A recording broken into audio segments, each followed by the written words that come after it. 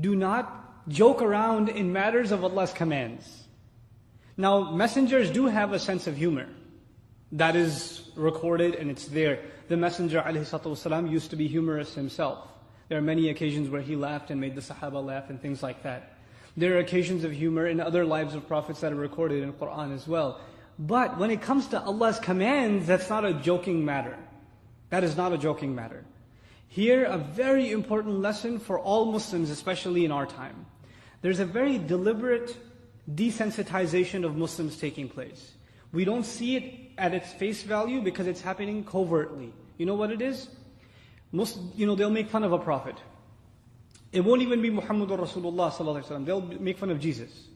They'll make fun of Musa alayhi salam. They'll make fun of Adam alayhi salam. They'll make fun of these prophets in their cartoons or stand-up comedy or whatever it is. And the first time you hear it, you'll be like, astaghfirullah, and you'll change the channel. The next time around, it's not that bad. It's okay. Actually, it's kind of funny.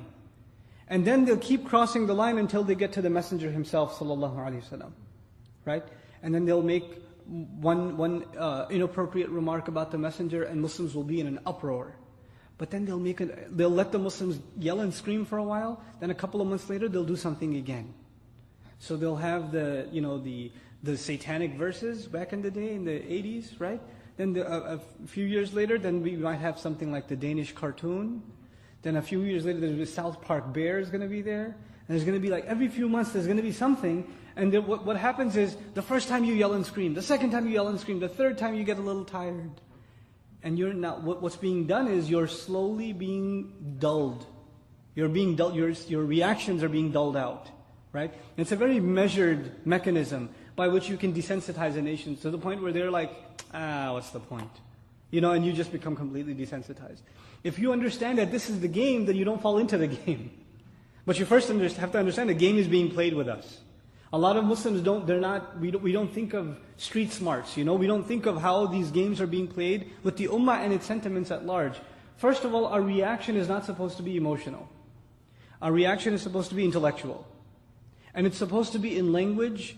If somebody uses language that hurts you, you have to use language back, civilized language back, but you have to hit them where it hurts. When they hit you where it hurts you, you hit them where it hurts you. Now, to give you an example, though I don't claim to have the solutions, the language of this country is lawsuits. It's spoken better than English, in this country.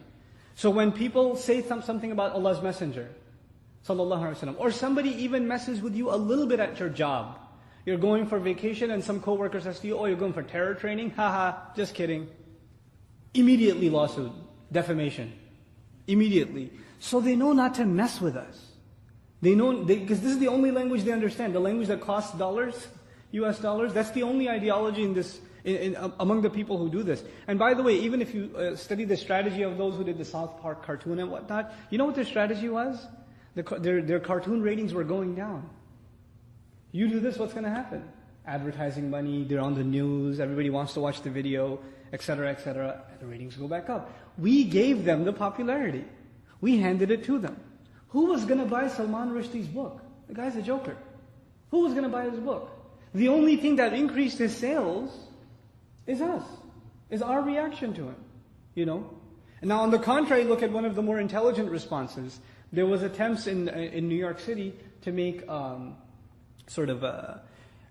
progressive or enlightened, reformed version of Islam where women lead prayer and things like that. You must have heard about that. Though the sister, from what I've heard, has made istighfar since and has retracted her position on the issue, the one who led the Jumu'ah prayer and whatnot. Initially, Muslims were going crazy and this and that and the other. But the Muslims in New York, guess what?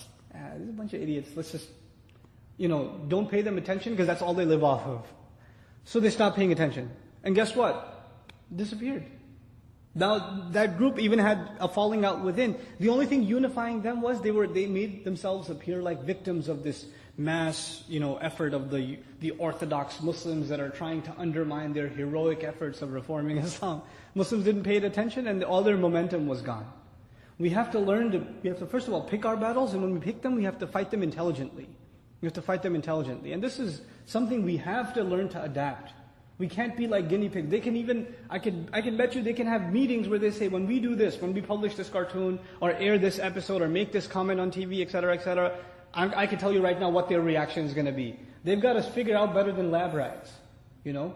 So we have to be a little smarter and understand when these things are happening. Now, the reason I brought all of this up, messengers don't make jokes in regards to commandments. So when they said, are you taking us as a joke? What's the response of Musa alayhi salam? قَالَ أَعُوذُ بِاللَّهِ. First thing, I seek refuge in Allah. What does that tell us? That tells us that making jokes in regards to commandments of Allah is something very serious. And if you're engaged in it, you better seek the protection of Allah, because that can only be from shaitan. And then he says, أَنْ أَكُونَ مِنَ الْجَاهِلِينَ. I seek Allah's protection, His refuge, that I might become from those. Now the translation says ignorant. But jahil, part of the meaning of jahil is ignorant. But that's also ghafil, heedless, ignorant. Jahil actually is the opposite in Arabic of aqil. It's the ضد of aqil. Aqil in Arabic means someone who has control over their emotions. Jahil means someone who has no control over what they say and what they do. They have no restraints on them. So Musa alayhi salam says, if you think I am joking with you about what Allah commanded, then that would be an act of jahl. That would be an act of lack of restraint. I seek Allah's protection from ever being that way. قَالَ أَعُوذُ بِاللَّهِ أَنْ أَكُونَ مِنَ الْجَاهِلِينَ. Once again, my final point about this, just to relate something as a lesson to what we're facing right now. Among Muslims, especially among youth, certain things have become a joke. And they've become a joke with us, with American Muslim youth, because we see them as a joke in the larger society. For example, even in elementary school, and I'll just come out and say it because you guys have to know this stuff, jokes about homosexuality are common. It's a joke. You're acting gay, don't be gay, this and that, you're such a homo, etc., etc. That's what she said. These kinds of jokes that have to do with fornication, adultery, homosexuality. These are common jokes. It's considered small talk. It's not a big deal. Are these serious matters of crimes as far as our deen is concerned? They're very serious. The first line of defense, the first crack, when you stop taking something seriously is when you can joke about it. If you can joke about it, it's an indication you no longer take it that seriously. So when the society jokes about it, homosexuality was actually entered into mainstream culture in America. If you study history, it was entered by means of comedy. It was entered by that means. First it was something to be laughed at and laughed about, and it was entertaining, and eventually it just became so much so a part of, the culture that it's kind of crazy. A friend of mine was playing basketball the other time in New York City. In Queens, he's playing ball, and somebody called a foul, and the other guy says, "Man, you're being gay." And the guy goes, "What's wrong with that?" And he starts getting angry. This is how crazy it's become, But our children, Muslim children, don't think they're immune from these things. They hear these things all the time. They see them all the time. So when this happens to them, they make jokes about these things that in and of themselves are completely and utterly unacceptable in Islam. And this would be an act of jahl. Because the first thing is to be able to joke about it, and once that line has been crossed, you don't know where it goes eventually. Because now that thought has become common. And these utterances have become common. The things you say a lot are the things you think about a lot. And when you think about something a lot, it influences you. It influences. This is why we have to have very strict sensitivity in regards to what we allow ourselves and our children to say. And especially youth, sometimes even religious youth make these kinds of jokes, not realizing the potential harm they're doing to themselves and the environment around them. Because they say it's harmless, everybody's doing it, everybody has these kinds of jokes, it's not a big deal. Well, it is. So, أَنْ أَكُونَ مِنَ الْجَاهِلِينَ.